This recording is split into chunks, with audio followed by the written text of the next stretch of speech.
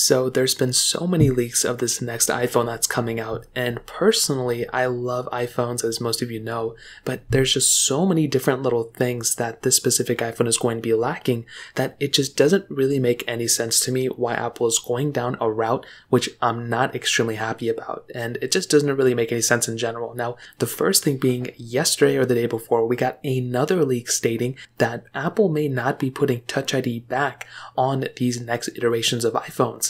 Now, I don't even understand why this is even a thing. A majority of other devices nowadays still have, some type of fingerprint sensor. In fact, their iPad Air, their iPad Mini 6, and their previous iPad Air, even their iPhone SE, has Touch ID. So it's not like a super, expensive thing to implement. They have it on some of their cheapest products. So I would actually prefer Touch ID over Face ID, but still, it's one of those things that I wish I had the option. I would love to have both, and I don't understand why Apple is not going to be implementing it on the next iPhone. Now, when you configure that and add that to the fact that there isn't going to be another mini iPhone, which I'm not super, mad about, but it is one of those things that just, in my opinion, is going to be increasing the entry point of the next iPhone lineup, because the mini lineup was taking place of the standard 11 price tag before, but it looks like that's going to be taken out, so the base model iPhones probably are going to be more expensive now. So if there's no mini lineup and there's only like a regular, then a Max, then a Pro, and then a Pro Max, well, there's probably going to be some differences in the price tag then, and they're definitely not going down. If the iPhone SE went up in value,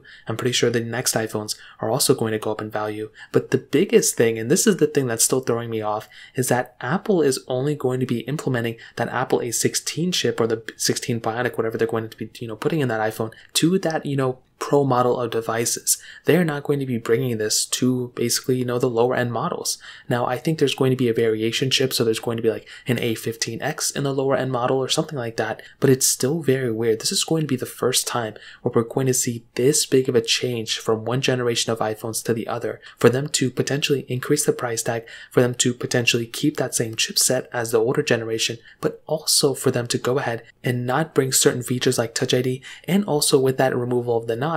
I think some people will look at the removal of the notch as the biggest thing, but even with that being said, the notch, if it is that pill shaped and that hole punch, display kind of thing that has been rumored, that is going to be such a strange thing that Apple is going to do. And of course, they're probably going to do it because it's probably going to make them the most amount of money, but it just doesn't really make me super happy. When the iPhone 13s were rumored, I was actually kind of happy about it, to be honest, a little bit. Now it's looking like these iPhones are going to be very, very strange, and I'm not super happy about it. The last thing I would want them to do now is to somehow decrease the battery size from the previous generation to the next one, but I guess we'll see what happens in the next couple of, weeks and months. If you have any other questions or anything, let me know in the comment section below. Hit the like button, that would mean so much, but definitely hit that subscribe button. More importantly than everything else, I love every single one of you guys. Hopefully I'll catch you guys in the next video. Peace out till then.